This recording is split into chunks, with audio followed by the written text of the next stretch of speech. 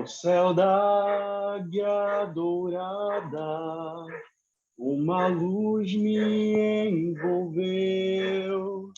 Era o sol beijando a lua, espelhando o brilho seu. Era o sol beijando a lua, espelhando o brilho seu. As estrelas se alinham em conjuntura especial, criando o momento ímpar de abertura do portal. As estrelas se alinham em conjuntura especial, criando o momento ímpar de abertura do portal. Boa noite, meu povo. Feliz dia. E para quem já me conhece, eu estava morrendo de saudade de vocês. E para quem não me conhece ainda, eu sou CJ Martins, o contador do Chapéu de Palha, e é uma honra estar aqui com vocês para dividir um pouquinho do que eu sei. Eu fico muito feliz de vocês me receberem aí, onde o coraçãozinho de vocês descansa, e eu recebo vocês aqui com todo o meu amor. E como diria Clarissa Pinkola Estes, a alma de vocês vai estar segura aqui comigo. Mas antes de qualquer coisa, eu queria contar uma história para vocês. Certa vez, já era tarde da noite, e uma rainha resolveu descer até as masmorras do seu castelo. Ela caminhou pelo corredor longo até a última porta no fim do corredor. Ali ficavam os vilões mais perversos de todo o reino. A rainha, ao chegar ao fim do corredor, deu de cara com um guarda que protegia aquela porta. O guarda, tolamente, impediu a passagem da rainha, até que ela tirou o seu capuz e mostrou quem era. O guarda, tremendo de medo, saiu da frente e abriu passagem para a rainha. Então ela contou: 1, 2, 3 portas, todas elas protegidas por guardas. E aí vocês vão me perguntar, para que tudo isso? Bom, ali, na cela final, lá embaixo, perto do fosso, ficava a vilã mais perversa de todas. Ao chegar lá, a rainha, então, viu ela sentada dentro da cela em um banquinho. A mulher, que já havia sido a mais bonita de todo o reino, levantou a cabeça e olhou para a rainha e disse: ao que devo a honra, rainha Branca de Neve. Branca de Neve, então, olhou para aquela mulher de novo e disse: você sabe como chamam você lá fora? Rainha diabólica. Queriam te enforcar, queriam te queimar, mas eu supliquei por sua vida. Assim como eu supliquei pelo seu amor a minha vida inteira. Eu só queria entender o porquê, madrasta. O porquê de ter feito tudo isso. A rainha olhou no fundo dos olhos verdes da Branca de Neve e disse o seguinte: o que você não entende é que a sua história sempre será romantizada. Que, enquanto a minha história, ninguém nunca vai ligar, ninguém nunca vai prestar atenção. Eu sempre vou ser a vilã grotesca, o monstro da sua história. Mas o que eles não sabem é que uma vilã é só uma vítima, cuja história nunca foi contada. Bom, esse é o prólogo do meu livro favorito, chamado Terra de Histórias, O Feitiço do Desejo. Na verdade, foi o primeiro livro que eu li, e essa frase ficou martelando na minha cabeça desde 2013. Para vocês terem noção, eu me apaixonei por literatura só para tentar entender o que ela quis dizer com essa frase, só para tentar entender o significado de tudo isso. Por que eu conheço só as histórias dos heróis? Por que eu não conheço as histórias dos vilões? Isso para mim não fazia sentido. É Terra de Histórias, Gabi. Terra de Histórias, O Feitiço do Desejo, do Chris Colfer. Eu vou deixar uma relação. Ah, isso daqui, eu também quero explicar uma coisinha, gente, do porquê que eu não mandei material nenhum para vocês. Bom, eu não queria que vocês chegassem aqui com uma ideia quase bem técnica e quase definida de arquétipo, porque não é assim que ele funciona, e eu vou explicar isso um pouquinho mais lá na frente. Mas, no final da nossa reunião, eu vou disponibilizar um link onde vocês vão encontrar o meu TCC, que é sobre o arquétipos e bruxaria. E lá, nesse drive, vão ter outros livros e outros artigos. E um cardzinho com todas as referências que eu vou usar, porque às vezes eu esqueço de citar algum autor, mas tudo que eu disser aqui está bem referenciado lá, tudo bem? Então, para vocês terem noção, eu fiquei... Opa, eu tô tentando... Gente, é que assim, eu não consigo ler, o computador está um pouco longe, eu não consigo ler o que vocês estão escrevendo, tá bom? Mas eu vou tentar e vou responder, ok? O que é que acontece? Eu comecei a estudar muito literatura por conta disso e resolvi, para vocês terem noção, eu resolvi fazer letras por conta dessa frase. E lá, na faculdade, eu tentei muito tentar entender do que se tratava e eu nunca achava uma resposta que me deixasse satisfeito. Até o dia do meu TCC, bem lá no finalzinho da faculdade, quando a minha orientadora decidiu, eu e a minha orientadora decidimos o meu tema. Eu sempre fui muito fã de contos de fadas e o Terra de Histórias é uma reescritura desses contos. E quando ela me veio com a proposta de tema, eu fiquei, uau, primeiramente, o que de acha um arquétipo? Não fazia a mínima ideia do que se tratava. Mas topei.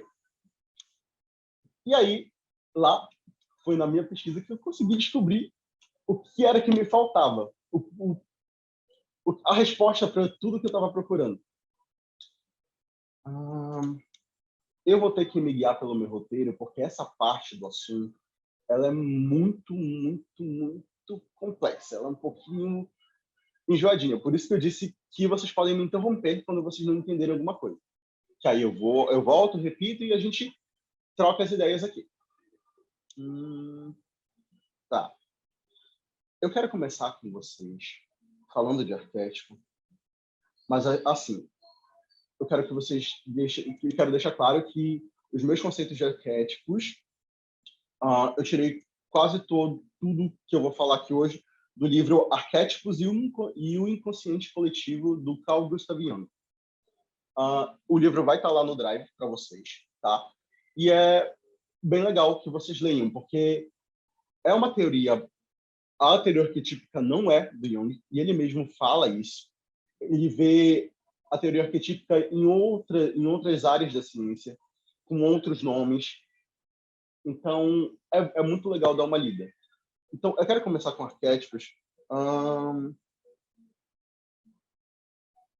falando primeiro do que é um inconsciente pessoal e o que é um inconsciente coletivo, tá bom? Vamos lá. O inconsciente pessoal. Quando falamos de inconsciente coletivo, quando falamos de inconsciente pessoal, estamos falando de uma parte rasa e superficial do nosso inconsciente. Ou seja, é um lugar, um espaço ou um reservatório, digamos assim, de conteúdos. Como é que eu posso explicar para vocês? De conteúdos que eu já experimentei, digamos assim. Eu vivi coisas, eu aprendi coisas, eu me preenchi de coisas que hoje eu já nem lembro ou que eu resolvi reprimir. Então, esses conteúdos estão ali dentro do inconsciente pessoal. Tá? Esses conteúdos do inconsciente pessoal, eles são geralmente formados de complexos de tonalidade afetiva. E o que seriam esses complexos de tonalidade afetiva ou emocional? Por exemplo, quando eu passei por alguma coisa e eu já esqueci dessa coisa, mas quando eu digo uma palavra, aquilo retorna para mim, como se fosse uma espécie de gatilho. Eu volto para aquilo que está lá dentro guardadinho. Eles justamente são chamados de complexos porque eles são palavras ou um grupo de palavras que ativam uma sensação ou uma emoção. Esses são os conteúdos do inconsciente coletivo. Eles são adquiridos de experiências pessoais, de experiências que eu vivi. Eles já foram conscientes, eu já vivi eles, mas eu reprimi ou guardei ali, ou esqueci ali. No caso do inconsciente coletivo, ele é uma camada mais profunda do nosso inconsciente. Os conteúdos desse inconsciente coletivo são o que nós chamamos de arquétipos. E o que esse inconsciente coletivo ele difere do inconsciente pessoal?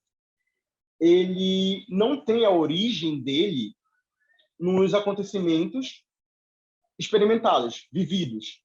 Ele é como se fosse herdado, digamos assim. Ele já é nosso. Ele já é do coletivo. Ele é como se fosse uma herança nossa. Ele já é o mesmo, e ele é o mesmo em todos nós. O Jung diz que ele optou por essa ideia de inconsciente coletivo porque ele não é de natureza pessoal, ele não é do que eu absorvo de fora, mas ele é de natureza universal. Ou seja, ele possui conteúdos e modos de comportamento, guardem essa frase, modos de comportamento que são de maneira apoderada, de maneira... Como é que eu posso explicar para vocês? Bom, eles são os mesmos em todos nós, em todas as partes, independente de cultura, de tempo, de espaço ou qualquer coisa que seja. Eles são os mesmos para todo mundo. Digamos que esses conteúdos, esses arquétipos que estão lá, são uma essência psíquica comum a todos nós e que é superior às forças humanas. Esse conteúdo, ou modos de comportamento do inconsciente coletivo são chamados de arquétipo. Mas, afinal de contas, o que de acha um arquétipo? Bom, além de conteúdos desse inconsciente coletivo, os arquétipos são imagens psíquicas. E quando eu falo imagens psíquicas, nós temos uma imagem abstrata, uma imagem que não tem forma. Ele é essência acima de qualquer coisa. Que é primordial. É como se fosse a primeira imagem.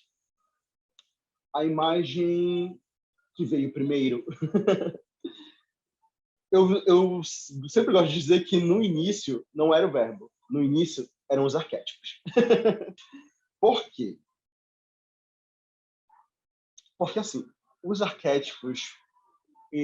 Eu tive um desses estalos essa semana e eu parei para pensar que se o arquétipo é uma imagem primordial, ele teve um momento ali em que ele foi criado, em que ele foi visto, em que ele foi mentalizado.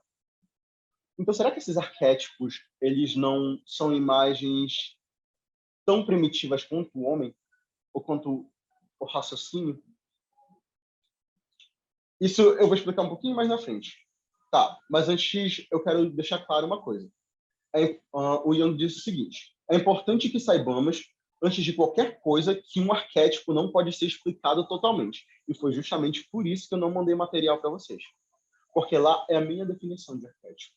O que eu entendi sobre a psicologia, a psicologia arquetípica e o que eu entendi da definição do Jung. Ou seja, eu não posso chegar aqui para vocês e dizer, olha, isso aqui é um arquétipo. E encerrar o assunto de qualquer jeito. Eu não posso dar uma definição concreta para vocês do que é arquétipo. E vocês vão entender um pouquinho disso já já. Tá, olha, o Jung diz que o arquétipo é como se fosse um órgão da alma. É um órgão anímico, digamos assim. Ele é a essência da tua alma. ele não é uma imagem palpável, ele não é uma coisa que eu vejo aqui e consigo visualizar. Ele é essência. E ele diz o seguinte também, que eu não posso fazer isso justamente porque uma interpretação inadequada desse arquétipo pode causar consequências depois. Ou, no caso, ele pode ferir esse órgão da alma. Entendeu? Então, se eu chegar aqui para vocês, der uma definição de arquétipo, e essa definição de arquétipo, por exemplo, for inadequada, eu vou acabar afetando a interpretação de vocês sobre o que é um arquétipo. Bom, o Jung ele sempre fala que posso entender o que é um arquétipo. Tá. O arquétipo, Nelma, ele é uma imagem sem forma. Vamos deixar desse jeito. Ele é uma imagem sem forma. Ele não existe visualmente. Ele é essência. Ele é um sentimento, um modo de comportamento. Eu vou explicar um pouquinho isso daqui a pouquinho. Mas ele é isso. Ele não é uma imagem visual. Por exemplo, eu tenho uma vela. Eu estou vendo a vela. Eu sei qual é a imagem da vela. O arquétipo não é isso. Quando o arquétipo ele vira isso aqui, uma imagem que eu posso ver, que eu posso sentir, que eu posso olhar, ele deixa de ser arquétipo para virar uma imagem arquetípica. A imagem arquetípica a gente vai ver um pouquinho mais lá na parte da bruxaria. Então, arquétipo é essência. Digamos que o arquétipo é a luz aqui, só que é como se eu não estivesse vendo essa luz. É como se ele só existisse. Ele é completamente abstrato. Ele é quase uma alegoria. Ele é completamente abstrato. Ele não é símbolo. Ele é sensação. Ele é... Caramba. Um modo de comportamento, um sentimento. Então, deixa eu ver aqui. Só onde foi? Tá. O Jung, ele fala que esses arquétipos, eles são imagens arcaicas. Ele é isso. Ele é universal. Entendeu? Ele é o mesmo. Eu tenho a mesma imagem arquetípica que eu tenho ou que eu estou vendo está em outras pessoas, digamos assim.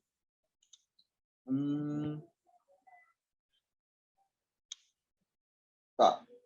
Eu deixei umas anotações minhas aqui porque eu gosto muito de viajar. Por isso que eu trouxe as coisinhas anotadas aqui. Porque quando eu estou falando de arquétipos, eu viajo.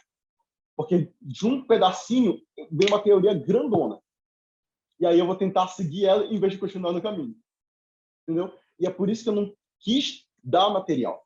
Porque material ia deixar vocês com uma visão limitada do que é um arquétipo. Vocês vão ter acesso ao material, mas depois da gente bater um papinho. Tá. Eu deixei aqui anotado. Eu gosto de pensar em arquétipos como imagens mentais abstratas que estão guardadas no inconsciente coletivo. São imagens em sua forma primordial, original, que estão presentes em todos nós. Portanto, elas são universais. Imagens que não foram conscientizadas. Tá. Imagens que não foram conscientizadas.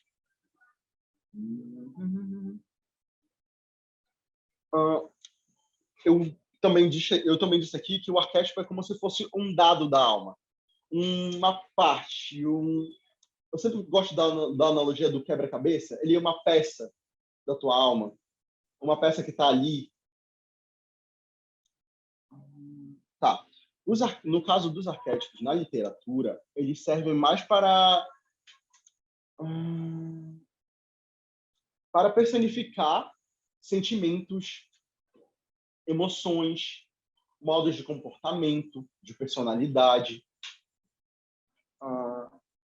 Eles são símbolos personificados de ações. Ações que a gente pratica, de emoções. E eles são de natureza coletiva. Por exemplo, o ódio, o amor, o narcisismo, o instinto de sobrevivência, a bondade, entre várias outras sensações, sentimentos e personalidades, modos de comportamento que montam uma personalidade, digamos assim.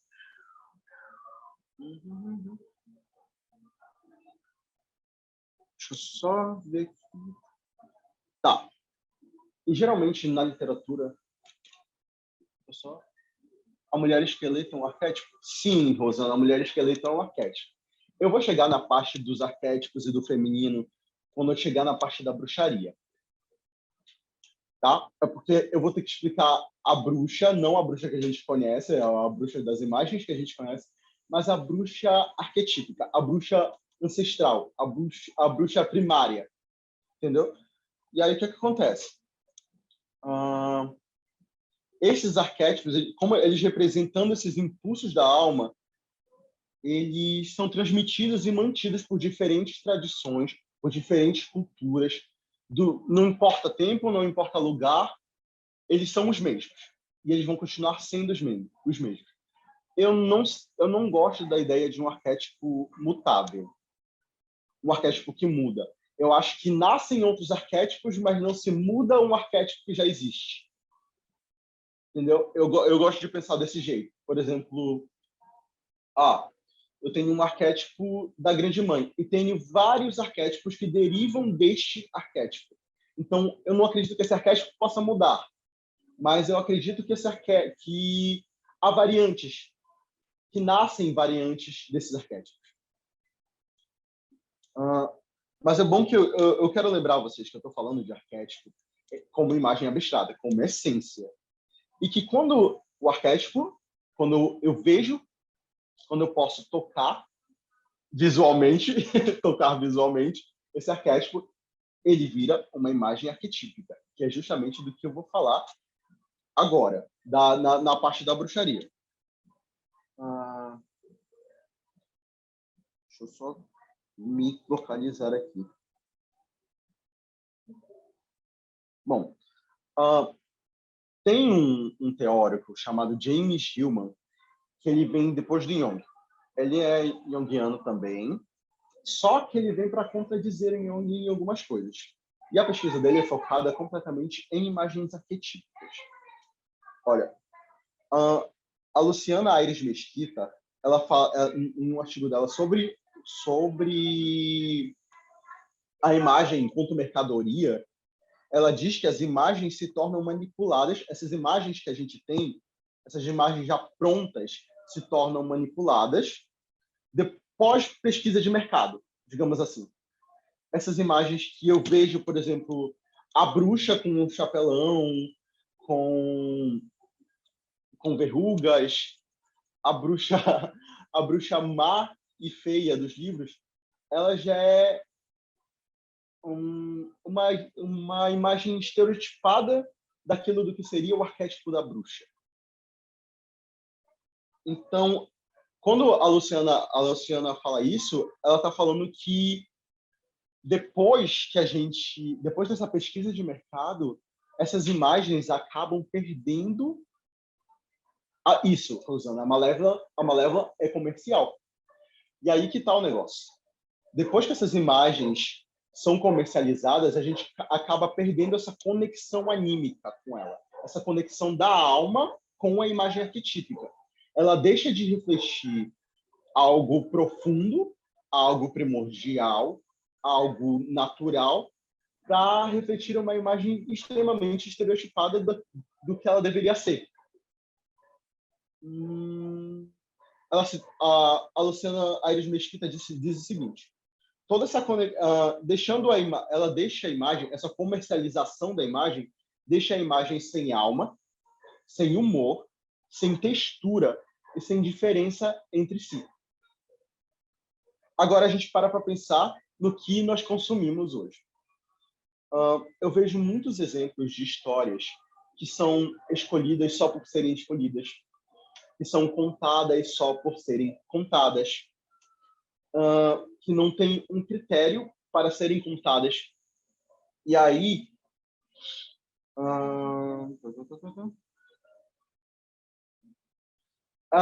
a gente para pensar que a gente perde esse valor anímico do que aquela história quer passar. Porque os arquétipos estão refletidos naqueles modelos de comportamento daqueles personagens. Eles estão refletidos na história em si. Gente, a psicologia arquetípica é muito importante para a construção de uma história. Tanto que ela é usada até hoje em roteiros. E na chamada jornada do herói. Mas eu não vou entrar no assunto do Joseph Campbell, porque é uma coisa muito grandiosa e a gente vai ter que deixar para outro dia. Eu anotei uma coisinha aqui. Tá. Vocês já pararam para pensar que nós consumimos agora muito... Opa, eu perdi só um minuto. Tá, eu anotei aqui. Eu vejo muitos exemplos de histórias contadas só porque são bonitinhas ou engraçadas, escolhidas só por serem escolhidas, contadas só por contar, sem valor anímico e sem contribuir para o principal motivo de contar a história: a construção do imaginário e o enriquecimento da alma.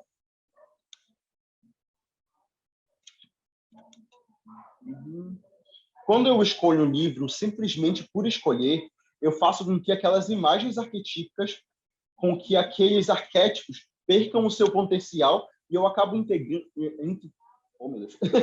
entregando um conteúdo cheio de estereótipos, muitas vezes preconceituosos, para o meu espectador, para o meu ouvinte. E eu acho muito importante da gente ressaltar a diferença entre arquétipo e estereótipo. O arquétipo é uma imagem profunda, uma imagem da alma, uma imagem cheia de significados, uma imagem primordial em todo o sentido. A imagem que mexe com a gente, a imagem que mexe com a nossa alma e com o que a gente sente. Agora, a imagem estereotipada, ela é uma versão superficial, visível e, em muitos casos, preconceituosa e julgadora do que seria do arquétipo, do que seria o arquétipo, digamos assim. É uma imagem distorcida da imagem arquetípica.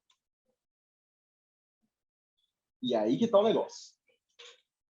A gente vê isso principalmente nos vilões, principalmente nas bruxas. E eu vou dizer para vocês o porquê disso. Gente, eu falei que eu ia deixar um espaço entre o arquétipo e bruxaria para vocês me perguntarem. Se vocês puderem perguntar por áudio, eu prefiro, porque eu não estou conseguindo ler. O computador está longe de mim, eu não estou enxergando. Quem quiser fazer alguma pergunta, pode fazer agora, que eu dou uma respondida.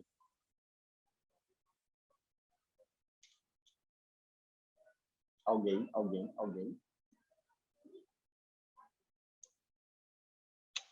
Posso continuar, então?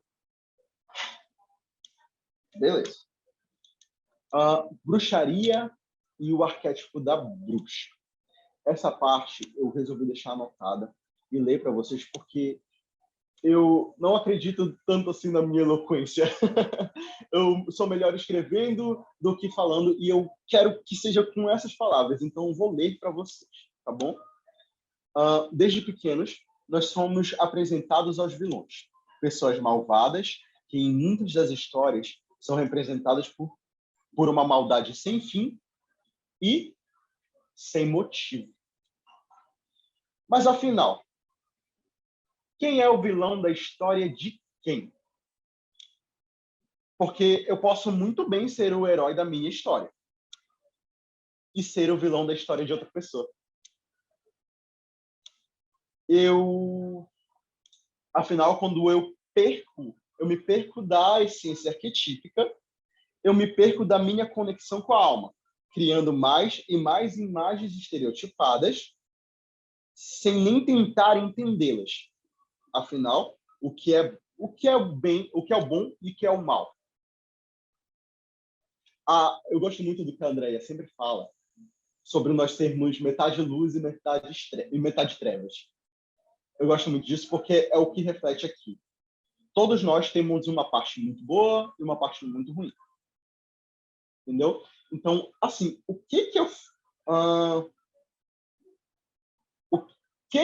tem arquétipos que representam essas duas partes tem arquétipos que se juntam nessas partes. Por exemplo, em uma imagem arquetípica, vamos deixar isso aqui bem claro para vocês, antes que eu comece aqui, porque senão vai enrolar um pouquinho. Uma imagem arquetípica pode ser composta de vários outros arquétipos. Ela não precisa ser só um arquétipo. A imagem, por exemplo, da velha sábia, que é do que a gente vai falar agora, ela é composta por muitas outras coisas. E principalmente por um dos arquétipos principais do Jung, a sombra, que é um pouco perigosa para todos nós. Então, eu vou...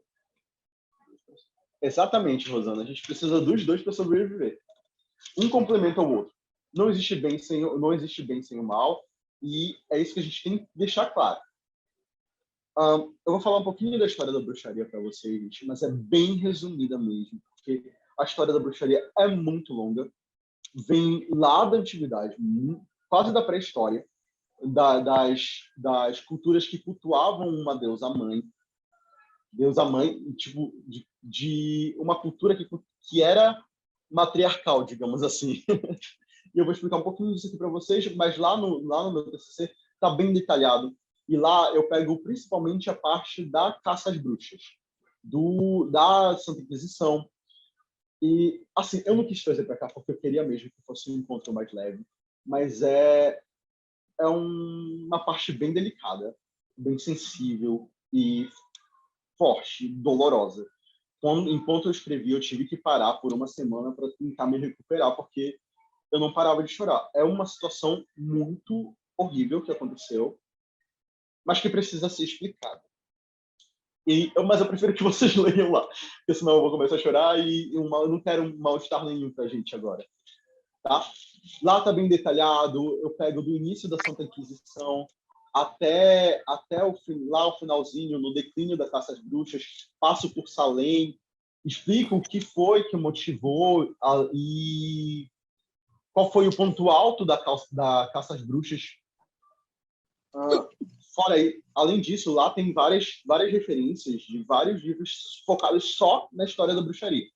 Aqui eu vou falar um pouquinho do paganismo e um pouquinho do final da Santa Inquisição, do final da caça às bruxas e do início do iluminismo. De maneira bem resumida, gente, porque é muita história, é muita coisa. A história da bruxaria é muito antiga, muito rica, mas muito ampla. Então, eu resolvi trazer alguns pontos específicos para tentarmos traçar um perfil, guardem isso, traçar um perfil descritivo com características que compõem o arquétipo da bruxa. Na antiguidade, em algumas culturas, cultuavam o feminino e viam o feminino como parte essencial para a vida. É importante que a gente entenda essa relação entre a humanidade e a natureza, para que a gente entenda essas culturas que cultuavam uma deusa-mãe.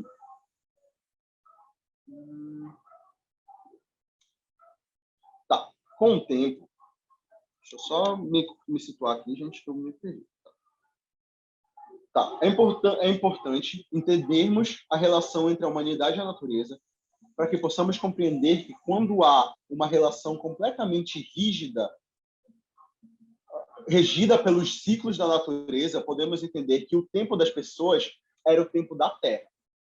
Ou seja, essas pessoas, elas cultuavam esse feminino e, com o passar do tempo, eles começaram a personificar isso na imagem da Terra. A Terra que... Como eu posso dizer? A Terra que... Oh, meu Deus, eu anotei aqui no lugar. Só um minutinho. Em relação à humanidade, na cultura... Compreender quando a relação completamente vivida pelo segundo... Podemos entender que o tempo da Terra e que devemos respeitar cada ciclo da natureza. Tá. Eu não anotei aqui, mas eu acho que eu lembro assim. O que eles cultuavam tanto que eles começaram a personificar essa imagem do divino feminino na natureza em si, na Terra, na mãe que gera e nutre seus filhos, principalmente. Então, esse sagrado feminino acabou se personificando ao redor, as coisas da natureza. Eu estou tentando só ler o que vocês estão escrevendo aqui, só para não me perder, para não perder nada do que vocês estão falando. Então, entendendo essa relação, a gente pode entender que o tempo das pessoas era o tempo da Terra e que devíamos respeitar cada ciclo e o tempo da natureza. Sendo assim, se honrava todas as fases da vida de uma mulher, ou seja, a virgem, a mãe e a anciã. E é daí que vem o conceito daquela deusa tríplice, principalmente representada em Hecate. Hecate é a deusa tríplice da bruxaria. Ela é a mulher virgem, a mãe e a anciã. Todas elas em uma só.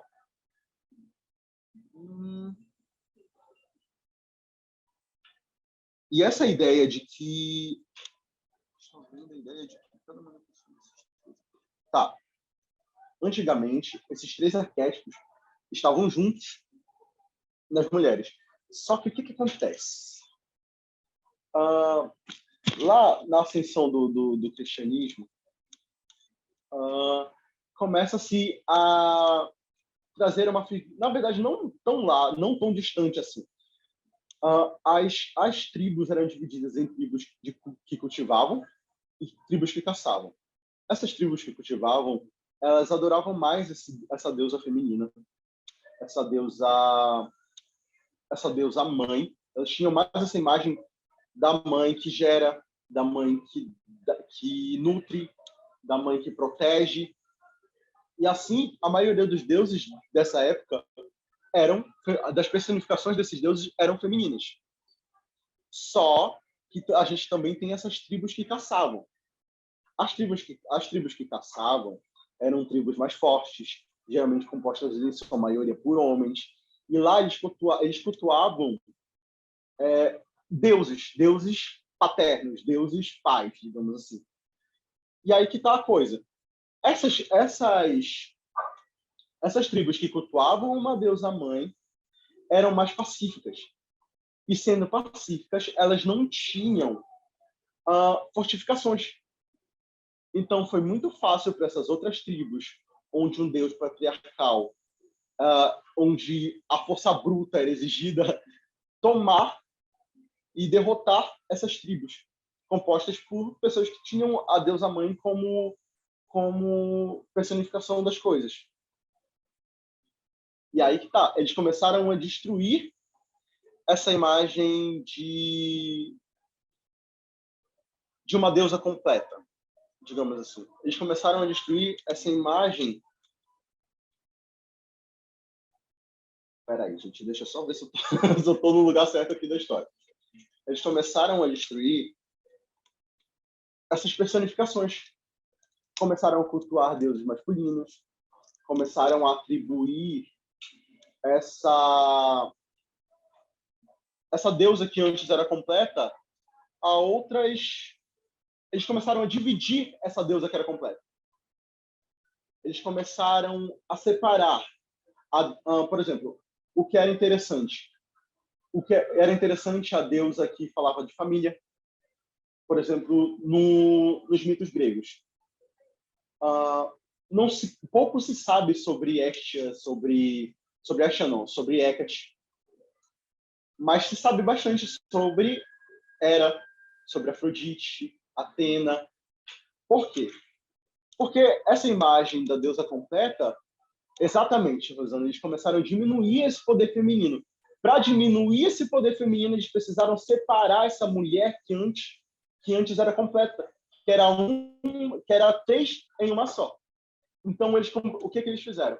Eles começaram a cultuar deusas, só que deusas que representavam coisas mais familiares, digamos assim.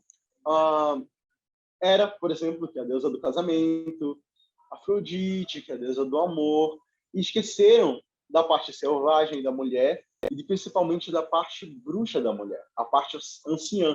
A anciã que conhece as coisas. Por quê? Vocês param para pensar numa coisa. Conhecimento é poder. Se uma mulher detém todo esse poder, ela é um perigo para uma sociedade patriarcal. Entendeu? Então, é mais fácil destruir isso e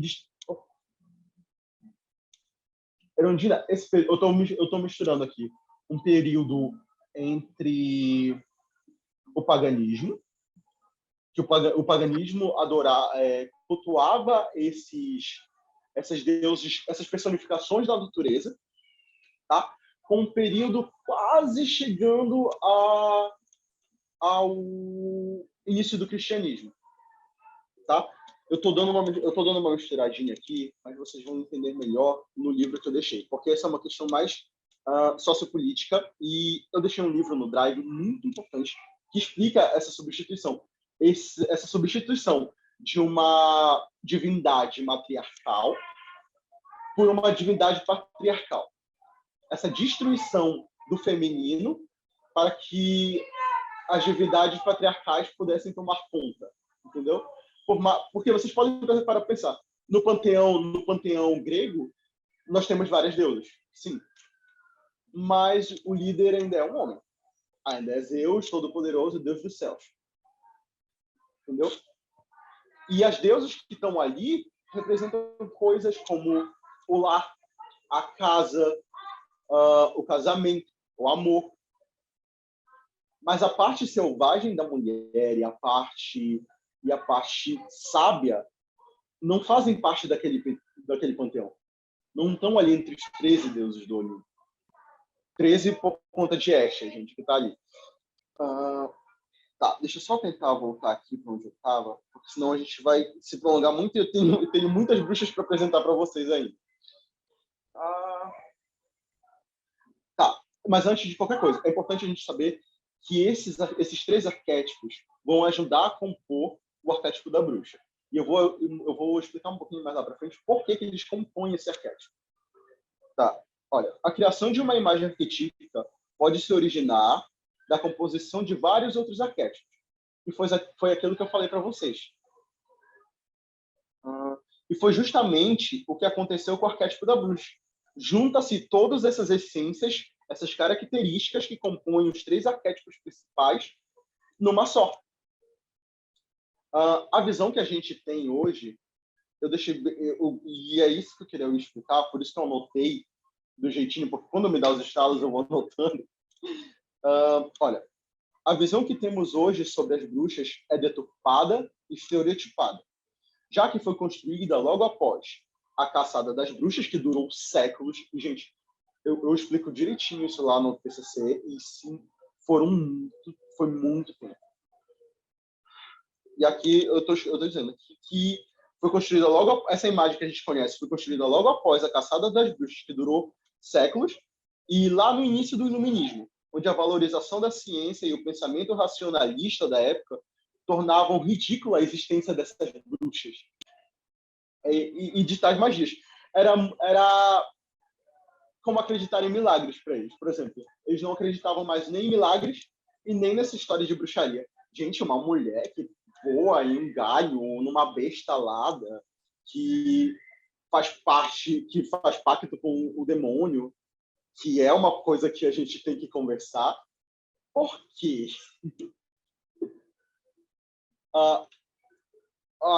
Não há ligação nenhuma entre a bruxaria e o demônio. Precisamos lembrar que não foram as bruxas que inventaram o demônio. Tá? Isso é muito importante e está lá bem detalhadinho. É importante que a gente saiba que foi uma das formas de acabar com o paganismo em si. Muitos dos deuses, dessas personificações que a gente via no paganismo, eram figuras com chifres. É mais fácil criar uma imagem grotesca, aterrorizante, que dá medo em qualquer pessoa, com chifres, para desvalorizar a religião do outro. Vocês entenderam? E é aí que tá, aí que mora esse perigo todo. A gente, por conta do iluminismo, por conta dessa visão de que, meu Deus, gente, bruxa, sério, a mulher faz poção ali e voa e enfeitiça alguém. A gente tem uma visão muito boba do que é bruxa, do que é bruxaria. E quando se fala em bruxaria, as pessoas ficam, gente, bruxaria agora, aqui, nada a ver. Olha que coisa besta. Entendeu? Peraí que eu me perdi aqui no meu roteiro. Tá. Eu vou voltar aqui para a parte onde eu estava. A visão que temos hoje sobre a bruxa é deturpada e estereotipada, já que foi construída logo após a caçada das bruxas, que durou séculos, e lá no início do iluminismo, onde a valorização da ciência e do pensamento racionalista tornava ridícula a existência de bruxa e tais magias. E aí que começam os autores, gente. Logo, os autores começaram a atribuir características mais bobas para aquela personagem que antes assustava. Um chapéu pontudo, um nariz grande, uma vassoura menos feia do que um galho ou um morcego, qualquer coisa do tipo. E aí eles fizeram com que aquela imagem de bruxa fosse perdendo valor. Mas mesmo assim, mesmo nessas imagens estereotipadas que a gente tem, algumas marcas de personalidade das bruxas resistem. E eu preciso que vocês atentem para isso, para que a gente possa reconhecer isso nas bruxas. Tá? Quais são essas marcas que ficaram? A forte ligação das mulheres com a natureza, a sabedoria da mulher anciã, a ambiguidade. Se tem uma coisa que bruxa é ambígua. Tu não sabe se ela é boa, tu não sabe se ela é má, tu sabe que ela é confusa. As curas empíricas, digamos assim. Os conhecimentos de ervas, os conhecimentos de cura tradicionais, conhecimentos esses que foram motivo de perseguição. Lembra do que eu disse? Uma mulher que detém esses conhecimentos é um perigo. Para quem? Vocês sabem para quem. Tá. E na questão de aparência, a gente ainda fica com um pouco de aparência para uma imagem arquetípica, entendeu? A aparência da bruxa não se torna mais só uma parte física, se torna a essência dela também. Então, quais eram as aparências que determinavam uma bruxa? De forma preconceituosa, uma mulher que vive na floresta, afastada dos centros urbanos, que geralmente tem algum monstro, algum bicho de coloração escura, que se veste com colorações escuras, como preto e marrom. Geralmente, olha aí, gente, para pensar numa coisa. Eles demonizaram a imagem. Solteira, doente, isso, Nath, isso mesmo. As solteiras e principalmente as velhas. Gente, para que uma velha serve para a sociedade? Entendeu? Se ela não me serve, ela vive à margem. Se ela vive à margem, ela não é do meu interesse. Mas ela está ocupando um espaço. E eu não quero que ela ocupe esse espaço. Eu quero me livrar dessa mulher. Eu quero que ela vá embora, eu quero que ela suma. Eu só não quero que ela ocupe aquele espaço ali, que pode ser meu, ou pode nem ser, mas eu não quero. Entenderam? Então, começou uma perseguição contra essas senhoras, contra essas mulheres que eram curandeiras, eram parteiras. Gente, para vocês terem noção, se uma mulher perdia, isso eu já estou voltando lá para a temporada de caça às bruxas. Se uma mulher perdia o bebê na hora do parto, ou se ela morria, a culpa não era da mulher, do bebê ou de qualquer outra doença. A culpa era da parteira. Foi a parteira que embruxou aquela mulher, entendeu? Embruxou aquela mulher, deixou ela doente e fez ela morrer, fez ela perder o bebê, E o pior de tudo é a versão masculina disso. A visão masculina disso. Porque aí você para pensar que eles começaram a incriminar mulheres porque membros da igreja e homens casados começavam a sonhar com essas mulheres. E eles começavam a dizer que essas mulheres estavam entrando nos sonhos deles para seduzi-los. E quando eles cometiam o adultério, então, foi a mulher que enfeitiçou. Foi ele que traiu, não foi ele que traiu. Foi a mulher que enfeitiçou ele. Vocês estão entendendo? Então, tipo, foi todo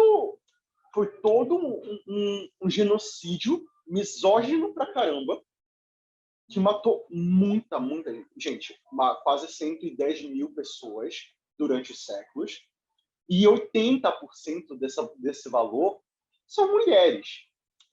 Há homens, há crianças, mas 80% dessa quantia é de mulheres.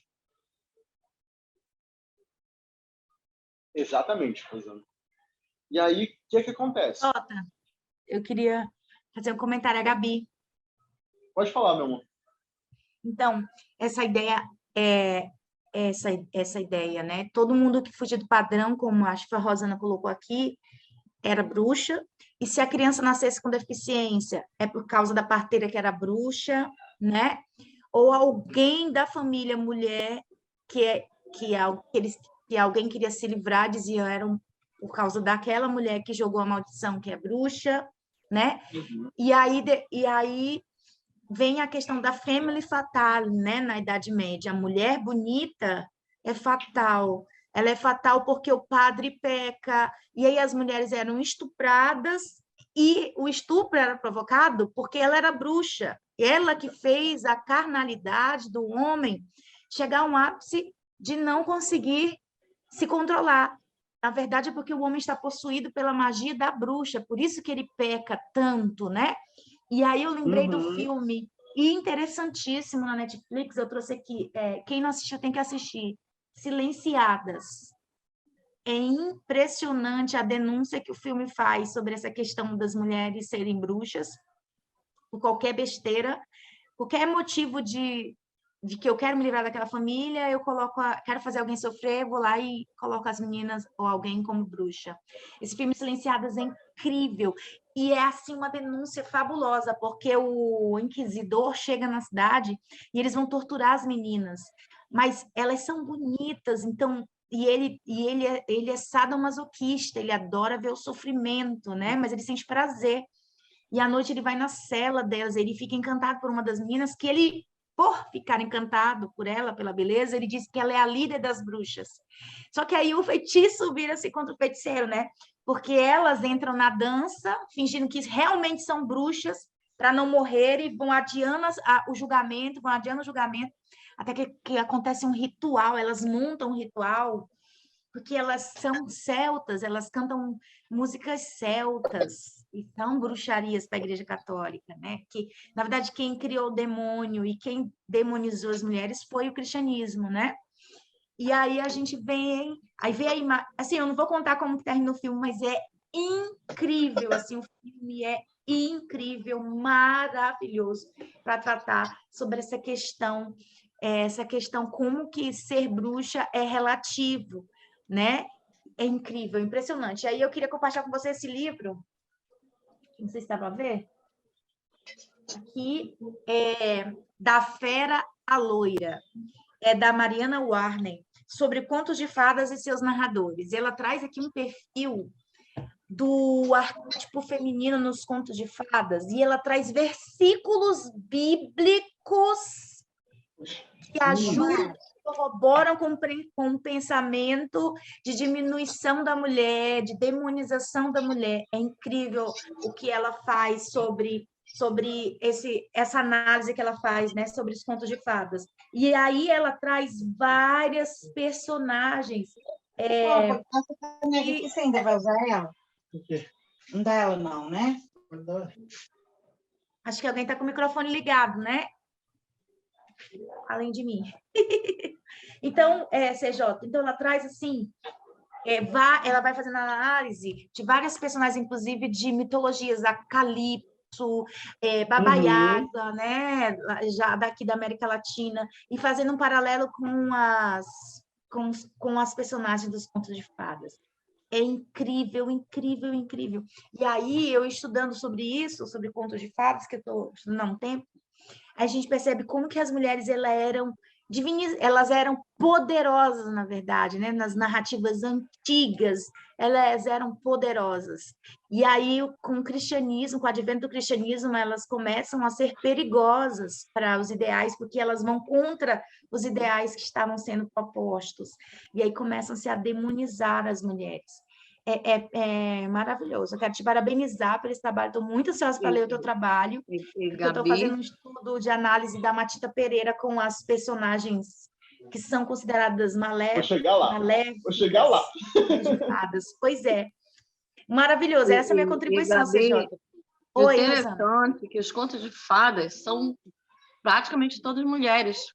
Por quê, né? Por que de querer tanto falar sobre as mulheres? Né? Isso, aquilo, precisa ser protegida. Pegar o conto de fada hoje, que foi mais, vamos dizer assim, romantizado, mexido, né, por questão comercial, mas tu pegar o conto de fada realmente lá, que começou, né, que se perdeu também muito, mas mesmo assim, são coisas pesadas, mas é sobre as mulheres, sobre essa parte, como o CJ falou, da natureza. Da natureza. Se tu for pegar isso hoje, eu falo por mim, se eu for pegar isso por hoje eu aceito um pouco mais, vamos dizer assim, a minha natureza de mulher, mas eu fui criada, de certa forma, para negar isso, para ver isso como uma coisa ruim. Entendeu? Porque para poder eu me adaptar dentro desse mundo agora, que é um mundo comercial, que é um mundo que a mulher não pode ter tempo de ser mãe, porque senão ela não trabalha, entendeu? Se a mulher não trabalha, é dona de casa, ela é desvalorizada, entendeu? E a própria mulher vai se desvalorizando por isso, porque vai acreditando nisso. Olha só, se tu for pegar essa história toda, né? Aí a gente entende como foi que a gente chegou aqui. Uhum. E aí que Exatamente. tá, gente. Essa questão Exatamente. E dessa CJ, demonização. desculpa. Pode falar. Só para encerrar minha fala, isso nisso que a Zana está Uhum. falando, e o interessante é como que a sociedade patriarcal, e aí a gente vê lá, por exemplo, quando fala de contos de fadas, grandes nomes que deu origem aos contos de fadas, que durante muito tempo se pensava, quem? Ai, meu Deus, o francês, Charles Perrault, né? Charles Perrault. E o Conto de Fadas ele era tipo um romanesco, né? Uma coisa boba. É tanto que ele publica, mas com o nome do filho dele. Depois é que ele assume que foi ele que escreveu os Contos de Fadas. Mas aí, quando a gente começa a pesquisar, a gente percebe o seguinte, que muitas mulheres escreveram contos de fadas, inclusive foi uma mulher que deu o nome ao gênero, e que se você pega os contos escritos por mulheres, os contos de fadas escritos por mulheres, as personagens dentro dos contos de fadas são totalmente diferentes, meu bem. A Madame de Belmont, que escreve A Bela e a Fera, um dos contos de fadas mais traduzidos no mundo, ela foi uma mulher à frente do tempo, ela não casou por conveniência, ela escolheu o próprio amor e ela se divorciou. E ela criou um livro didático para educar as mulheres, para se livrarem e saberem sobreviver na sociedade patriarcal. Então, assim, olha que interessante, né? E esses contos foram esquecidos. Por quê, né? Porque é um projeto patriarcal da sociedade burguesa, né? Foi um projeto burguês da Revolução Industrial e tudo mais. É um projeto que vem de muito tempo para construir, porque eu venho com a indústria, eu venho com o desenvolvimento, mas aí eu preciso ter alguém em casa que vai cuidar da casa, senão tudo vai desmoronar. Quem é que vai? A que era cientificamente, biologicamente inferior, dito pela ciência, a mulher. Isso se diz muito. Ó, assim, essa parte da demonização da mulher vem muito da questão do arquétipo do pecado primordial, digamos assim. Vem muito do pecado primordial. O pecado de quem? De Eva, porque foi Eva que pecou. Então, a igreja começa a demonizar muito as mulheres por conta disso, porque foi Eva que corrompeu o homem, foi Eva que comeu a maçã, foi Eva que destruiu o sagrado do homem, o que ele tinha de mais importante, entendeu? Então, quando a gente estuda a história da bruxaria, a gente percebe que não foi o patriarcado não apareceu assim do nada. Foi uma construção daquilo que eu falei. Eles foram destruindo o feminino aos poucos, começando pelos cultos, pelas religiões que cultuavam essas deusas femininas, e foi construindo em cima disso, entendeu? E é aí que tá. A igreja vai destruir cada vez mais aquilo que é feminino. E aí, falando de uma questão já sociopolítica mesmo, lembra que eu falei sobre as mulheres que as mulheres detinham os poderes,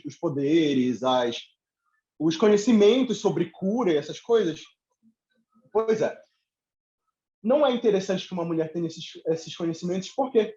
Porque se ela pode se curar, se ela pode não morrer ali do nada sozinha, se ela pode se cuidar sozinha, se ela pode fazer as coisas dela sozinha, para que serve um homem?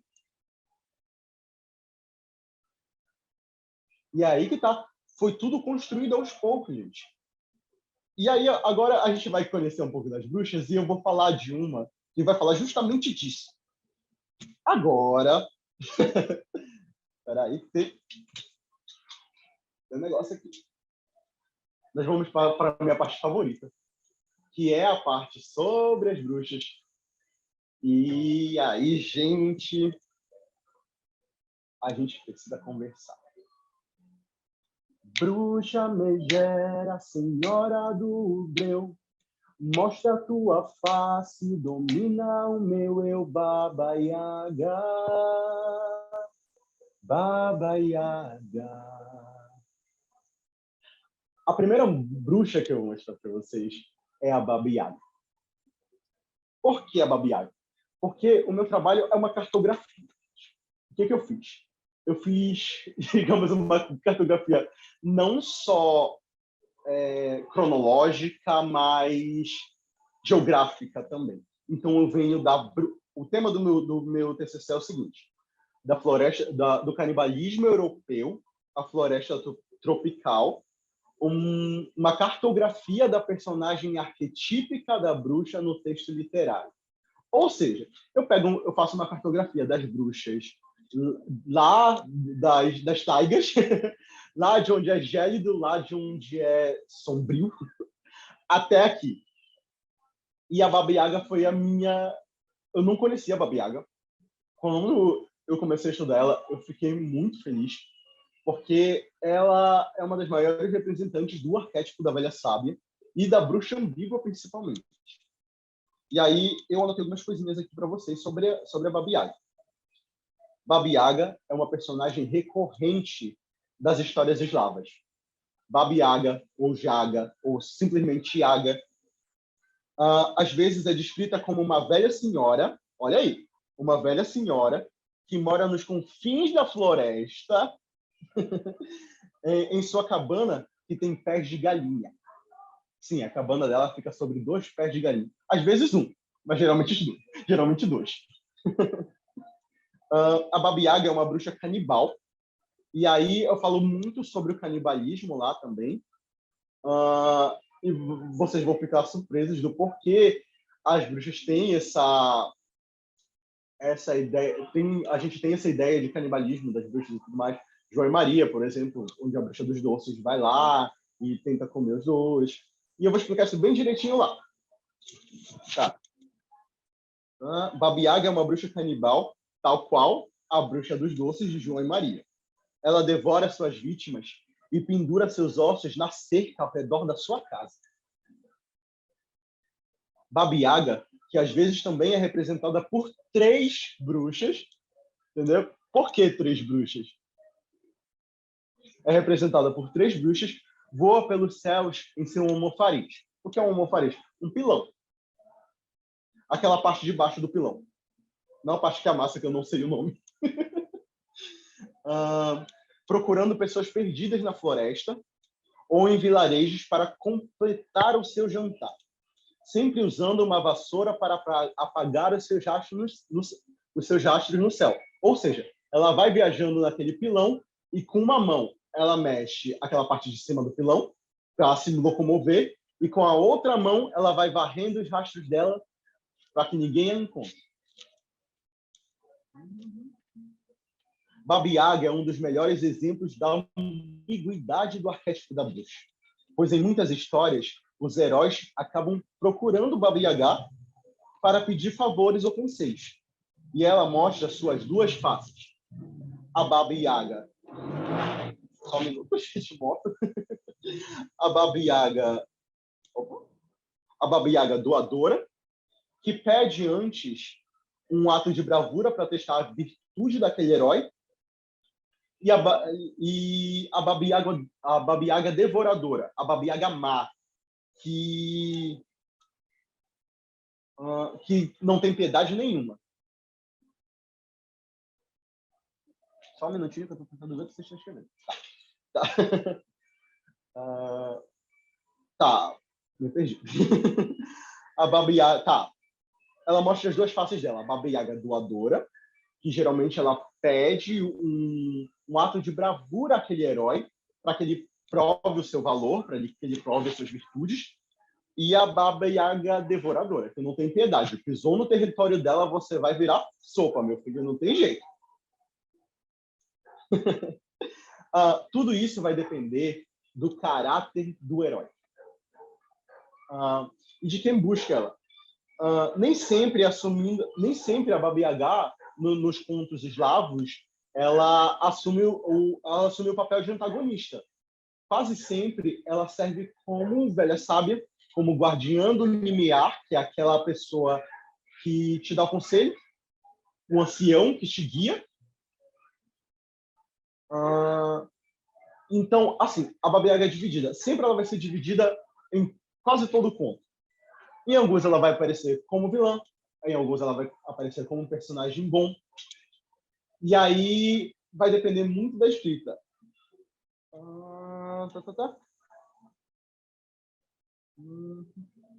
E aí, esse aqui é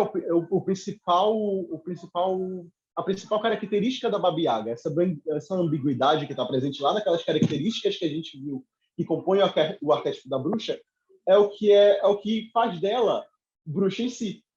Ela podia ser só uma velha canibal, gente. Ela não... ela mora no meio da floresta, come gente, daí. Mas é essa bondade e essa maldade que vivem dentro dela e fazem dela a bruxa que ela é. Entendeu? E, assim, na literatura, a Baba Yaga aparece pela primeira vez em 1775 na gramática russa de Mikhail Lomonosov. Guardem isso aí, guardem a data. Vejam que eu estou indo lá para 1775, antes da gente passar para a nossa próxima bruxa.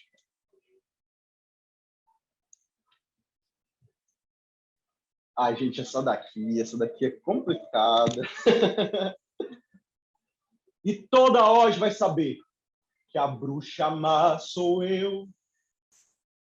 Essa definitivamente é a minha bruxa favorita e é a que eu mais gosto de falar.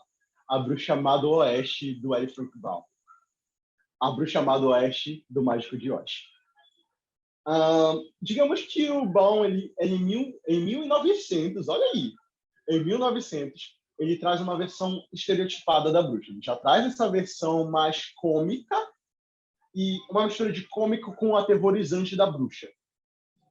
A bruxa verde, chapéu pontudo, voando na vassoura, narigão. Mas tem um cara chamado Gregory Maguire que traz uma versão muito linda dessa história, chamada Wicked. É o meu livro favorito, um livro que gente, é sério, é um livro que eu fiquei atrás por 13 anos. 13 anos. E gente, eu tenho 24. Pra vocês terem noção. Então, tipo, é um livro que eu gosto muito e é um livro que te faz refletir sobre muitas coisas. Eu anotei aqui. Tá. Quase 100 anos depois, da Bruxa Má do Oeste, de L. Frank Baum. Em 1995, Gregory Maguire nos traz uma nova versão,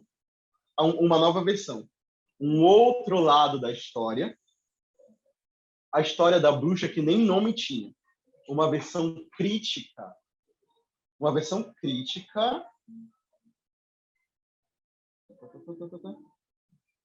que nos faz discutir sobre religião em 1995, gente. Religião, sexualidade, traição, poliamor, governo ditador e censura. A história de Elphaba, sim, gente, o nome da bruxa má do Oeste é Elphaba. É a minha personagem favorita da literatura e dos musicais, o musical de Wicked. Só assim, para vocês terem noção, em 2016, eu acredito que em São Paulo, teve uma montagem de Wicked, e foi só aí que lançaram os livros de novo. Eu não conseguia achar os livros em lugar nenhum. E os que eu achava estão com um valor absurdo. Então, foi só aí que eu consegui, e foi o melhor momento, foi um dos melhores momentos da minha vida. Porque tanto que esse livro fez eu pensar sobre as coisas, tanto que esse livro fez eu refletir sobre muita coisa. Mostra pra gente, CJ, o livro. Só um minutinho, eu vou ter que pegar o livro aqui, rapidinho. Fiquei curiosa. Esse livro aqui. Esse livro... Lindo, gente, lindo, lindo. Lindo. Essa capa é linda. Queria muito a capa original? Queria. Queria muito uma edição daquela? Queria. Mas a gente não tem tudo, né? Bom. Deixa eu ver onde eu parei aqui. Tá. A história de Elphaba, a bruxa má do Oeste, traz uma visão de alguém que sempre foi odiada pelo mundo. A Elphaba foi odiada desde o momento que ela nasceu. Quando ela nasceu verde, com os dentes pontiagudos, e eu não posso dizer porque ela nasceu verde, vocês vão ter que ler o livro para saber. Conta logo nas primeiras páginas, vocês vão ler, que é muito bom. Quando ela nasceu verde, com os dentes pontiagudos, a primeira coisa que fizeram foi gritar e jogarem ela na lama. Literalmente. Só que a Elphaba era filha de uma... Eu não lembro o termo correto, gente. Ela era filha de um pastor, digamos assim. E aí o que acontece? Deixa eu lembrar aqui. Tá. Ela sempre foi odiada pelo mundo. Alguém que cresceu às margens. Reverendo. Isso, Raiz. Isso. Reverendo. A Elphaba era filha de um reverendo. Então, o que acontece? Ela cresceu às margens e teve que lutar muito para conseguir o que ela queria. E quando ela consegue ser vista, que era só o que ela queria, ser vista pelo seu talento natural e não pela cor de sua pele. Vocês entenderam? Ela é usada por um governante corrupto que até golpe militar deu, para vocês terem noção. Ele tirou Oz, antes do mágico, tinha uma governante chamada Ozma.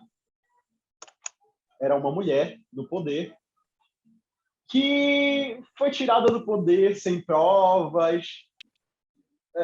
Eu conheço uma história parecida com essa, sabe? Ela foi tirada sem provas e sem chances de defesa. Eu conheço uma história muito parecida com essa por um cara que traiu ela. Tá. A Elphaba é a principal, e é isso que eu mais gosto nela. A Elphaba é a principal representante da mulher que é anciã enquanto jovem, que protege como mãe e que luta pelos seus ideais, e vai contra todos. Peraí, só um minutinho. Foi golpe, sim. Danilo entendeu a referência. Enquanto... Tá, essa parte aqui é a parte que eu mais gosto, gente. A Elphaba é a principal representante da mulher que é anciã enquanto jovem, que protege como mãe e que luta pelos seus ideais. Ela vai contra tudo e todos, até contra o seu próprio amor, para defender o que ela acredita. A Elphaba é feroz acima de qualquer coisa. É a mulher selvagem em seu estado completo. Ela é as três. Ela não tem ramificação nenhuma de arquétipo. Ela é as três mulheres, as três, em uma só. Mas mesmo assim, olha como, para vocês terem uma noção.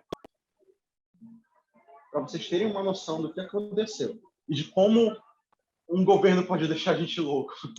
E de como é feito de tudo para deixar mulheres loucas. Olha o que aconteceu. Mas mesmo assim, ela vê tudo que ela ama ser destruído por um regime patriarcal e de moral questionável. Quando seu amor é morto por um dos guardas de Oz, Elphaba se isola. E, gente, não posso dizer que é spoiler. A Elphaba se isola e enlouquece sozinha, vendo a figura de seu amor até mesmo em um espantalho sem cérebro. Elphaba ajuda a compor o arquétipo da bruxa que resiste. Gente, a Elphaba fica louca. Para vocês terem noção de como dá para ter duas... Toda história tem mais de 3 versões. Tem a minha versão, a versão da outra pessoa, a verdade, e fora as outras versões das outras pessoas. Então, assim, o L. Frank Baum cria uma bruxa que é má só por ser má. Que ela persegue a Dorothy por conta dos sapatinhos. Mas ele não diz por que a Elphaba persegue a Dorothy por conta daqueles sapatos. Aqueles sapatos eram da irmã da Elphaba, a bruxa má do Leste. A bruxa má do Leste?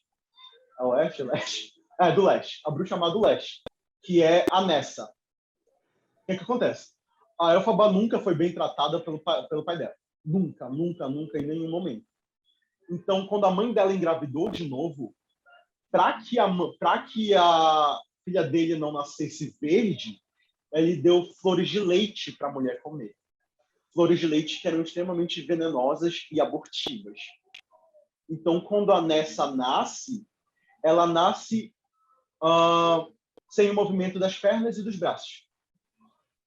E mesmo assim, ela é mais querida do que a Elphaba. E a Elphaba é só a babá da Nessa, para o pai dela. Ela tem que cuidar da Nessa acima de qualquer coisa. Então, esses sapatos é o pai dela que dá para Nessa. E a Elphaba se sente muita tristeza por ela nunca ter recebido nenhum presente sequer do próprio pai. E é por isso que ela persegue a Dorothy por conta daqueles sapatos. A bruxa boa do sul, que é a Glinda, é do norte. Acho que é do norte, gente, não tenho certeza. É do norte ou do sul? Não, é do sul. A bruxa boa do sul, ela vai lá e entrega os sapatos que nem dela eram para outra pessoa que acabou de chegar ali. Olha isso aí, gente. Os sapatos que eram da irmã da mulher lá. Como é que você faz isso? E aí, Wicked é uma história muito, muito, muito, muito complexa. Por quê? Ele vai te mostrar coisas que o Baum não te mostrou. Vai te mostrar que não tem rivalidade. A Dorothy não foi lá matar a Elphaba. A Elphaba estava louca e começou a bater em tudo com uma vassoura. Então, isso quando a Dorothy chegou no castelo onde ela se isolou. Ela começa a bater em tudo com a vassoura e a vassoura acaba pegando fogo. E para ajudar a Elphaba, a Dorothy acaba jogando um balde de água nela. Só que a Elphaba, ela é extremamente alérgica à água. Então, ela não toca em água de jeito nenhum. Ela tem alergia à água. Se toca em água, ela queima. Entendeu? Por isso que ela derrete. Ela começa a surgir bolhas, esse tipo de coisa. Então não tem nada a ver, não tem rivalidade feminina. A rivalidade feminina ele criou ali, entendeu? Por exemplo, a bruxa boa do sul, a bruxa boa do sul, do norte, nunca lembro. A bruxa boa do sul, ela não é inimiga da bruxa boa do oeste. Muito pelo contrário, elas têm uma relação muito boa de amizade, uma amizade verdadeira. E, assim, a Elphaba, enquanto representante do arquétipo da bruxa, ela é justamente essa bruxa que resiste, essa bruxa que luta pelos seus ideais. E que não importa se ela vai queimar ou se ela vai morrer afogada, ela vai defender os ideais dela até o fim. Entendeu? Agora, tá. Essa aqui vai ser legal. Nós vamos passar para outra bruxa. Vocês já perceberam, nós viemos lá da Rússia para os Estados Unidos e agora nós vamos para Portugal, um pouquinho de Brasil, por aí. Ouçam bem e cuidado.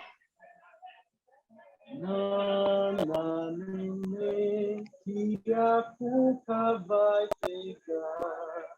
Papai foi pra roça, mamãe foi trabalhar. Gente, eu fiquei muito chocado quando eu descobri que quem canta a música é a Cuca. Eu fiquei assustadíssimo. Tá, vamos falar da Cuca. A Cuca, assim, deixa eu deixar uma coisa clara para vocês. Nós sabemos que tem um autor aqui, eu não vou nem falar o nome, porque vocês vão saber quem é, que escreveu sobre, que popularizou a Cuca aqui pra gente. Mas por motivos que alguns de vocês já devem saber, eu prefiro não citar o nome dele. Então, eu vou falar um pouquinho da Cuca e vou falar um pouquinho das obras, mas não vou falar do autor em si. Tá, trazendo as bruxas mais para o nosso lado, eu queria falar um pouco da Cuca. Eu denominei a Cuca como uma bruxa luso-brasileira, por ter a sua origem em Portugal. Tá. Em Portugal, a Cuca também é chamada de Cu ou Coca, e é vista como um ser sobrenatural semelhante ao bicho-papão, que pode se transformar em fantasmas, bruxas e outros monstros que raptavam crianças. E estava muito presente nas canções de Niná. Por que a Cuca estava presente nas canções de Niná? Justamente para amedrontar as crianças. Nana neném que a Cuca vem pegar. Gente, o pai tá cantando que o monstro vem pegar o filho. Gente, isso para mim é muito, muito, muito preocupante. Então, assim, a Cuca, ela tem aqui aquela parte raptadora dela, aquela parte canibal dela que devora aquelas crianças, que é justamente o estereótipo que a Baba Yaga tem também. E nem é tão um estereótipo assim, vocês vão entender quando vocês lerem uma parte lá, que eu falo sobre canibalismo. Tá. Ela é meio que um estereótipo construído, essa parte da... A Cuca é meio que um estereótipo construído em cima de um arquétipo, digamos assim. A Cuca ela era usada para assustar as crianças, valendo-se do pavor criado em cima da narrativa das bruxas. A figura com cabeça de jacaré ou dragão distorce arquétipos fortes e o que há de mais selvagem na figura feminina. Sua força, sua ira e seu poder. Todos esses arquétipos são distorcidos na visão da Cuca, entendeu? Porque, tipo, ela é só uma bruxa horrenda, ela é feia, ela é horrenda, ela é horrível, mas ela não é forte, ela não é irada, ela não sente raiva, e ela não tem poder, entendeu? É uma forma de distorcer essas versões que a gente tem do poder feminino. Tá.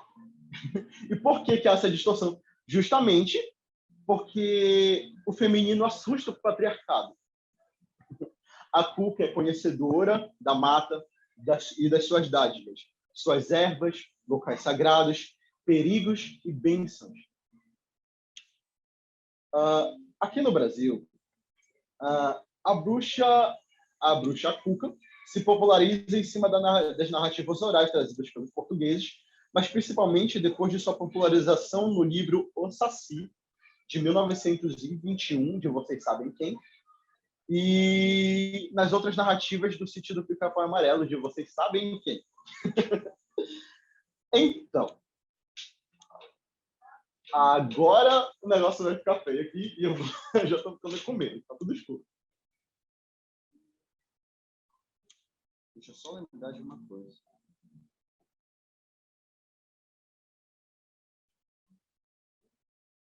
Na calada da noite, Matinta assobiou. Ai, gente, espera que eu me arrependo todinho aqui. Que susto.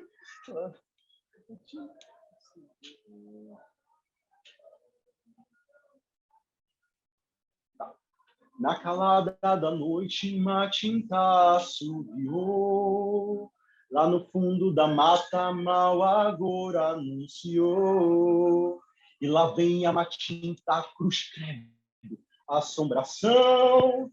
Só na hora da morte se livra da maldição. Matinta, Matim pererê. Quem te viu pagou fumo e quis correr. A nossa favorita. Aqui é a favorita do nosso grupo, Dona Matinta Pereira. Eu adoro essa mulher, gente. Para quem não sabe, eu preciso contar uma historinha. A minha avó é Matinta Pereira. Eu sempre me perguntei do porquê, quando a minha avó é residente de Moaná, que é uma região insular aqui. Insular não, é lá já dentro do Marajó mesmo. E assim, eu sempre me perguntei do porquê. Sempre que a gente viajava, a gente tinha que levar maços e maços de tabaco para minha avó. E quando a gente chegava lá... Gente, só um minutinho que eu acho que travou aqui. Tá tudo certo aí? Tá? Tá. Okay. E, tipo, quando a gente chegava lá, já tinham maços de tabaco na frente da casa da minha avó. E o mais engraçado é que ela... A raiz dela é sempre a que dorme perto da porta da cozinha. Que dá para o nada, que dá para trás da casa, onde tem o igarapé. Eu não sei porquê, né? Mas eu também não vou perguntar. Vai que... Não quero acordar de noite e dar de cara com ela, não. O meu pai, eu não sei se isso é coisa de engenho, mas o meu pai dizia que a minha avó virava bicho de noite. Eu acredito. Eu acredito porque eu já acordei de madrugada, minha avó não estava lá e eu vi uns barulhos esquisitos. Mas, sim, Dona Matinta Pereira. Nós já viemos da Rússia para os Estados Unidos. Dos Estados Unidos nós fomos para Portugal e um pouquinho de Brasil. E agora eu trouxe a gente bem para cá, bem para perto das nossas matas, do nosso coração amazônico. A Matinta Pereira é uma das minhas personagens favoritas também. Não sei porquê, não sei se tem influência desse povo aí. Mas vamos falar nela. A Matinta Pereira que eu escolhi para falar foi a Matinta Pereira, uma das Matintas Pereiras do Valcir Monteiro, que está presente no livro Visagens e Assombrações de Belém. Foi a Matinta Pereira da Pedreira. Eu acho que o nome dela é Mariana. Eu vou já chegar aqui nela.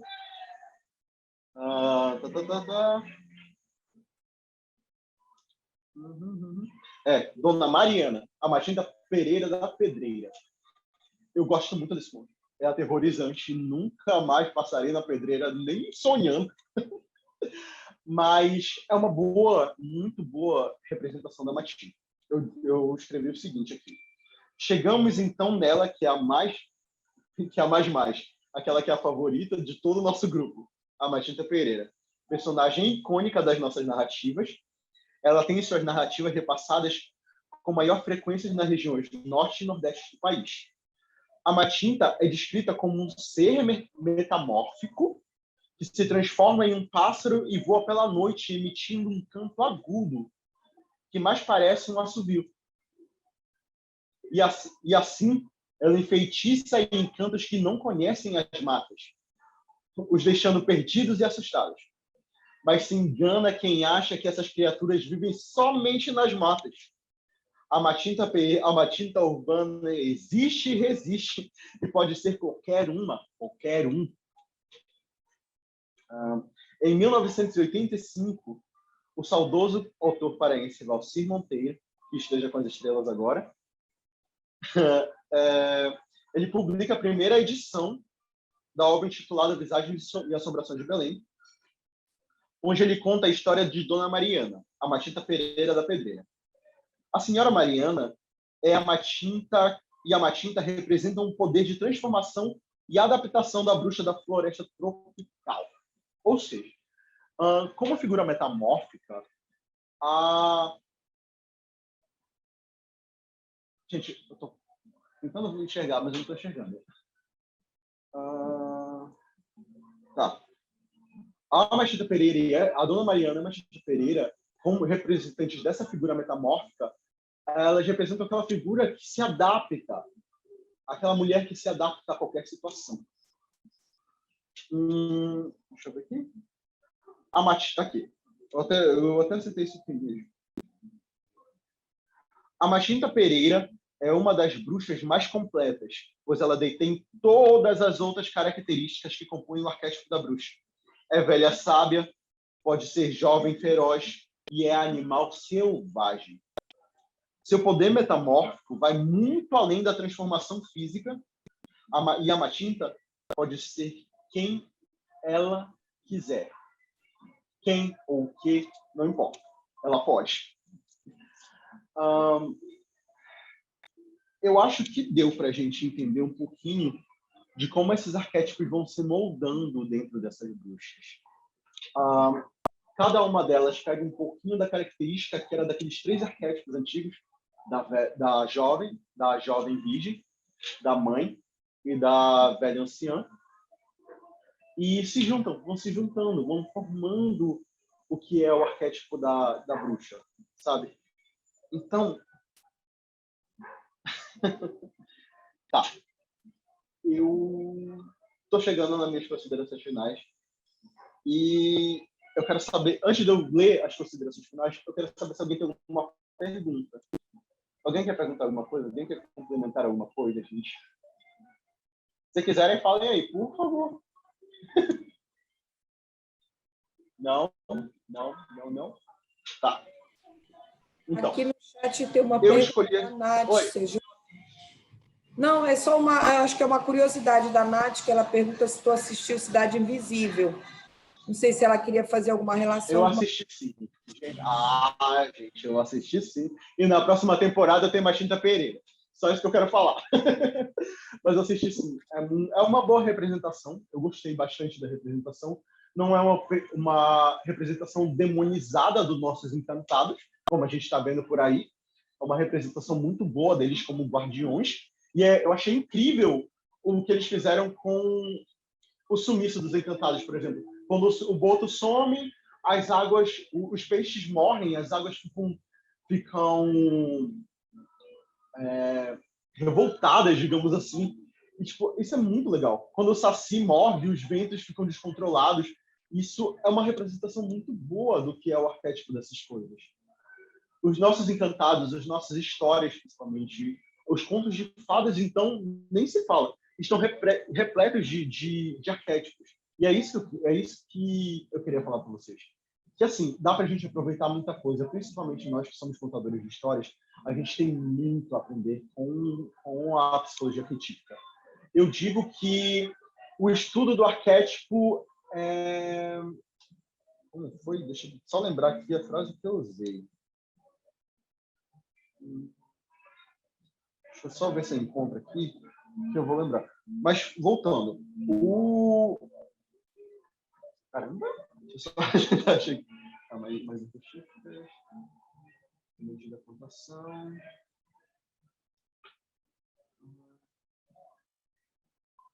Eu tenho, no meu artigo da pós, eu nem falei dele aqui porque é um assunto diferente, é sobre arquétipos, é sobre psicologia arquetípica, mas é um pouquinho mais avançado. Digamos assim que o meu TCC é uma versão superficial do que eu sabia sobre arquétipos, do que eu sei sobre arquétipos, entendeu?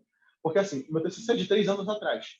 O que eu já conheci sobre arquétipos, o que eu estudei sobre arquétipos, depois de conhecer a contação de histórias, é outra realidade, é outra coisa completamente diferente.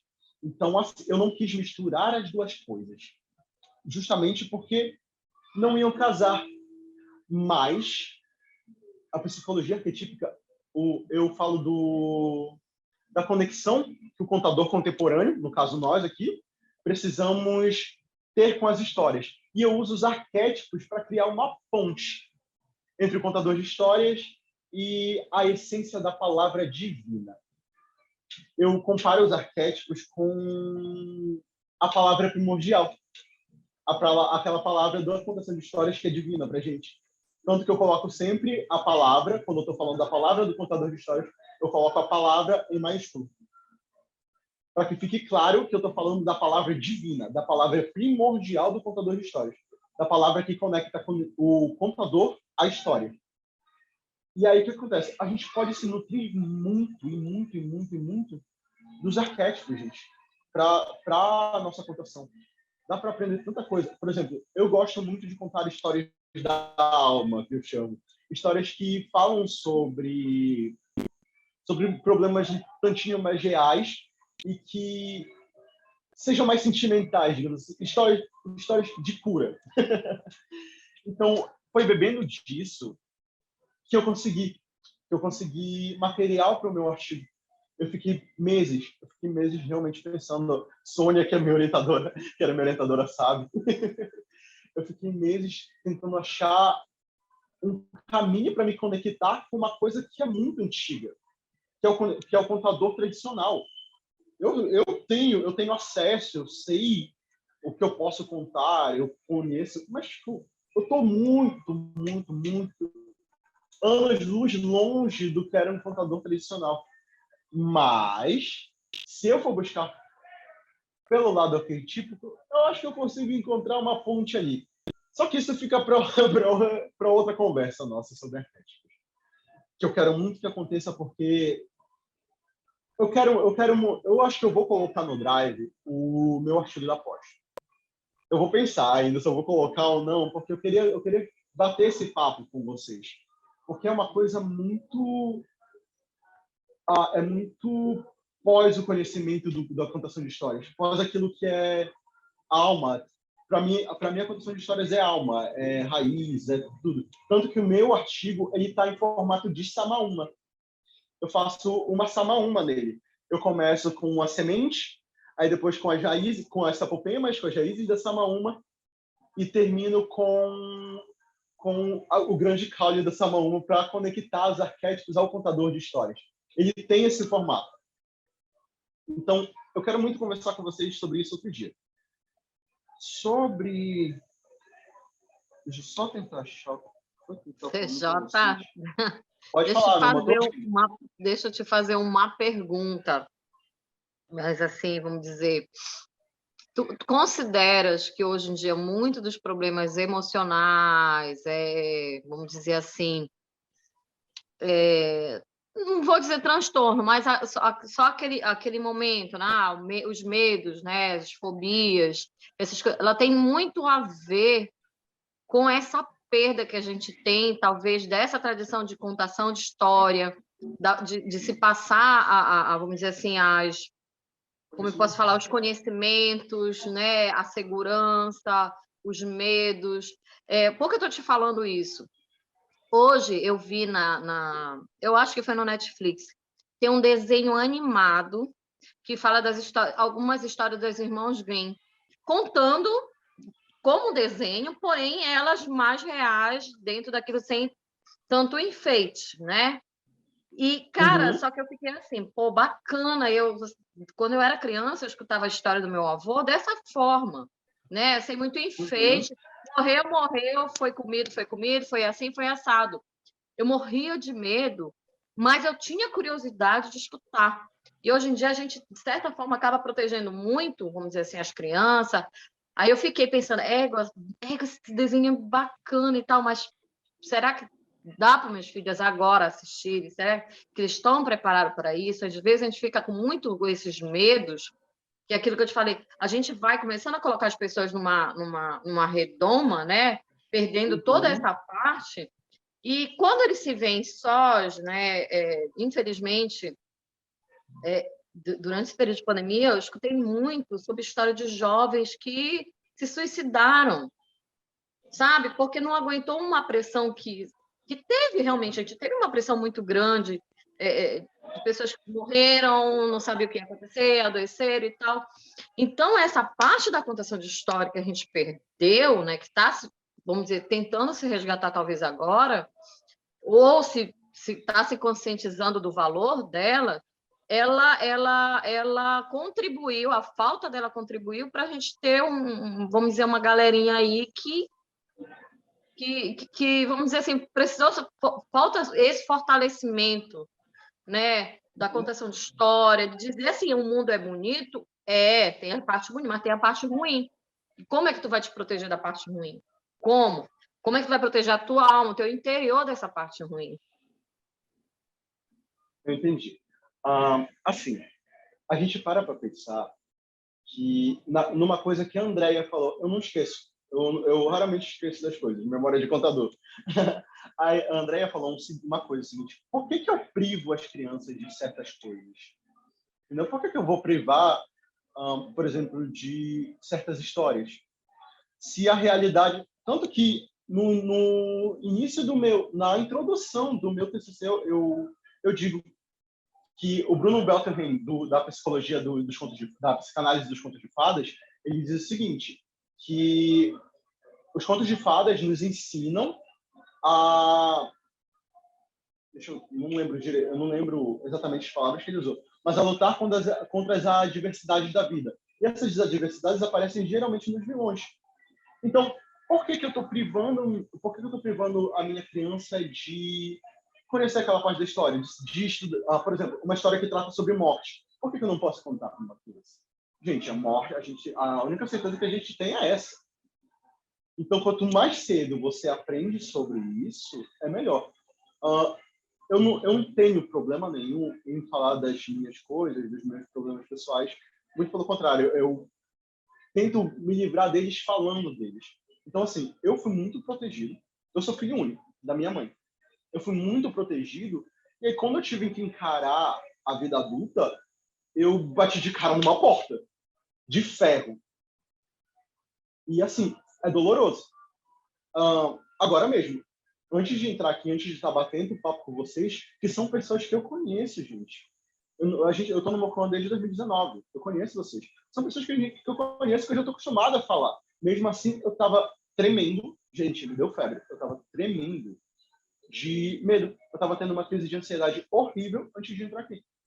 Então, assim, eu ainda tenho, mesmo contando histórias, mesmo falando com vocês, eu ainda tenho muito medo de contar em público. Por isso que eu conto aqui atrás das câmeras, porque aqui é o meu espaço, aqui eu consigo ficar no meu reservado, aqui não tem ninguém me olhando de um jeito diferente.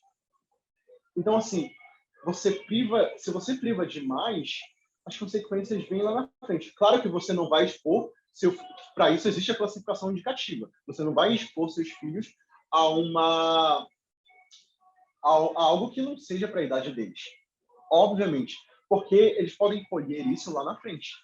Eles podem, por exemplo, eles podem absorver isso e se tocarem disso só lá na frente, de coisas que eles criarem medos que eles só vão enfrentar lá na frente. Então, assim, tu não precisa usar de eufemismo naquela questão lá do demônio, que tu falou da história que tu vai contar no baile. Não tem porquê tu... Gente, o demônio tá aí. Tipo assim, tu não tem porquê tu... Deixa eu só voltar aqui que eu me perdi. Tá. Por que eu não vou usar demônio numa contação? Gente, o demônio tá aí. Foi criado para colocar medo. E ele vai estar presente em muitas narrativas. Só que eu posso contar de um jeito que ele não dê medo? Não, porque ele foi feito para isso. Entendeu? Então, eu tenho que ter medo, eu tenho que mostrar realidades na minha contação. Eu tenho que ser verdadeiro comigo e com o meu ouvinte, com o meu escutador, principalmente. Entendeu? Eu estou educando a alma de outra pessoa, eu tô ajudando ela a construir um imaginário. Se eu não consigo ajudar que ela crie o imaginário dela, do que me adianta contar a história? Entendeu? Eu falo aqui, olha, eu achei o que eu estava procurando agora. Eu digo que, assim como contar histórias, o estudo sobre a imagem arquetípica nos aparece como uma forma de incentivo à educação da alma. Eu estudo arquétipo para educar a minha alma. É uma coisa que falta em mim. São coisas que eu não aprendi, coisas que eu não ouvi enquanto eu era criança, que me faltam agora. e que me doem bastante. Muitas vezes eu quero contar nos eventos, eu quero fazer as coisas, mas eu não consigo justamente pelos meus medos. Medos que eu poderia ter enfrentado usando dos contos antigos. E que agora, que eu sei que eu posso usar desses contos, eu me aproprio disso. Por isso eu estou aqui com vocês. Porque agora eu sei que eu não preciso ter medo de estar conversando aqui com vocês. Entendeu? Então, assim, não priva. Toma cuidado. Obviamente que tu não vai expor teus filhos a histórias muito assustadoras ou histórias que não são, que têm conteúdo que não é para a idade deles, mas não priva de assuntos da vida.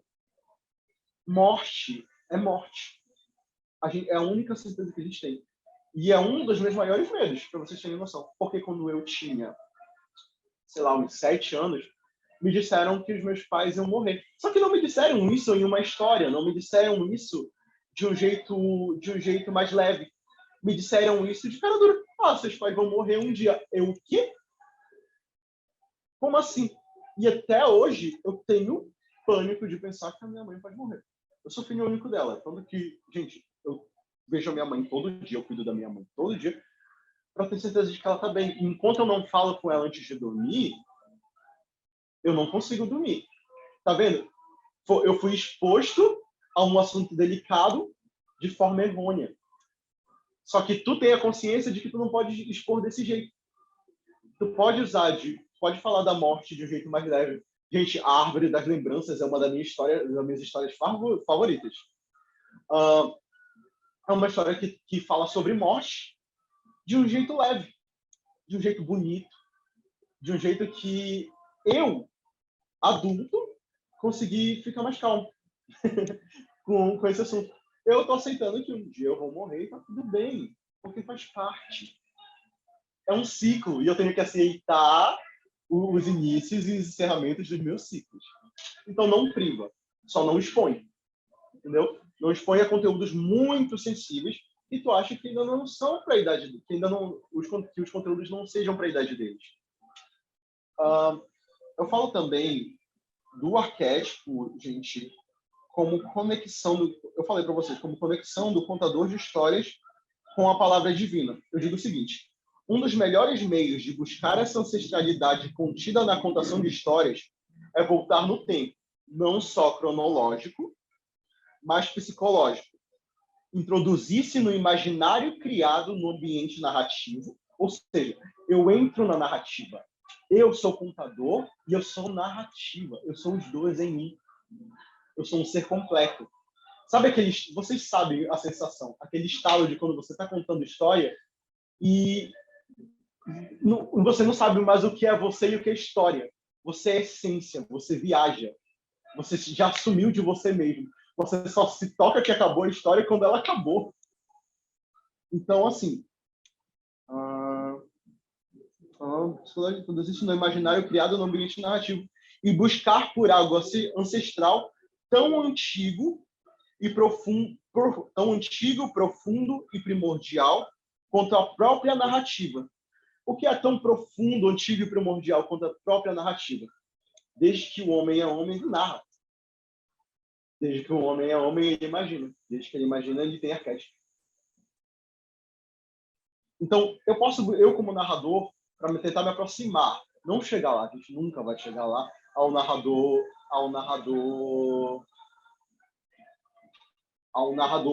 gente, o nome tradicional, quase esqueci. Mas a gente pode se aproximar, tentar beber das mesmas fontes. Aqui, falando nisso, eu digo isso aqui mesmo.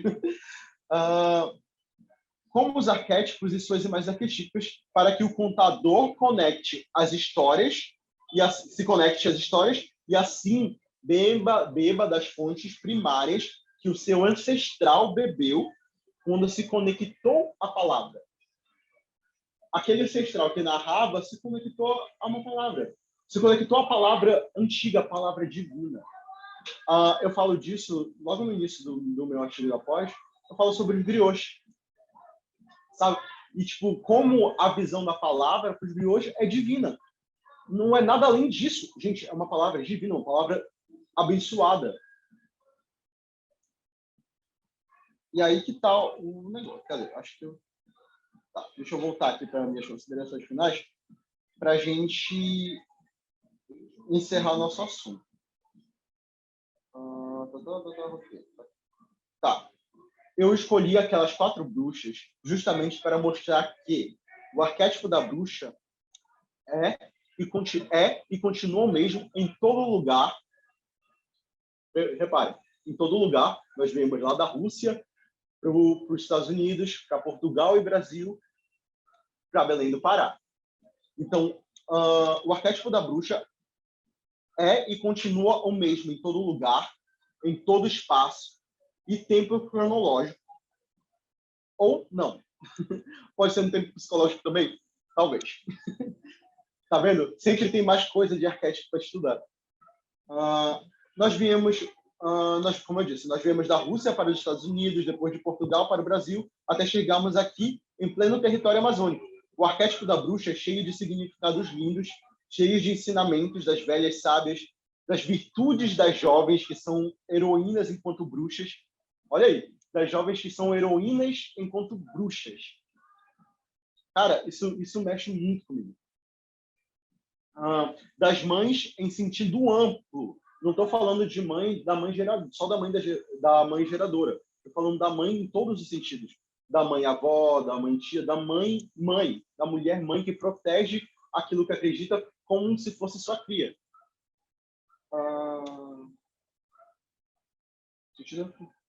E que protegem a natureza.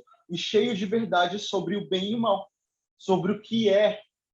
Isso é sobre o que é ser treva e o que é ser luz. E é isso, gente.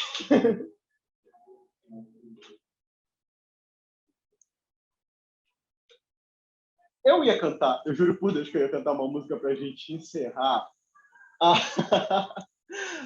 Para a gente encerrar nossa piscina. Tá, deixa eu lembrar um negócio para vocês. Eu estou com todos os nomes. Quem não se inscreveu, mas está aqui, me mande no WhatsApp ou em qualquer rede social, porque vai ter certificado. Tem certificado bonito. Eu vou mandar, eu envio pelo e-mail do Mofona mesmo para vocês, tá? Começar com o PEMA tem que ter certificado. Eu vou assinar bonitinho, tudinho, fazer o certificado e mandar para vocês em pelo menos 3 ou 4 dias. Então, como eu não lembro a letra da música que eu ia cantar para encerrar, eu vou cantar a mesma música que eu cantei no início. Porque agora eu estou servindo de guia para vocês. Eu quero que vocês abram o portal e abram a mente de vocês para a psicologia arquetípica. Eu quero que vocês tentem. Leiam Clarissa. Leiam Clarissa. Clarissa é incrível. Leiam Clarissa. Eu sou muito suspeito para falar, porque eu sou fã pra caramba dessa mulher. Mas, sim, leiam Clarissa. E assim, os arquétipos, as imagens arquetípicas estão aí para a gente tentar buscar o que é nosso. O que é nosso, mas que a gente não reconhece como nosso. O que está aqui dentro, mas você não sabe o que está aqui dentro. Então, tenta te buscar. Entra aí e vê que tu é tu. E é só isso que importa. No céu da águia dourada, uma luz me envolveu. É do sol beijando a lua. Opa, esqueci. Espelhando o brilho seu.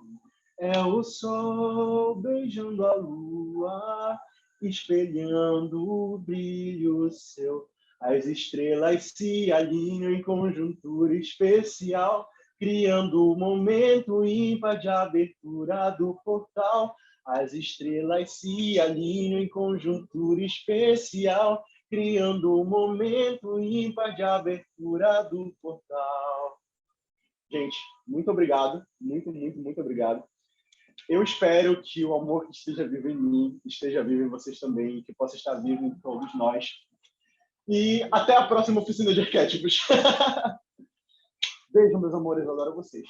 Tchau, tchau.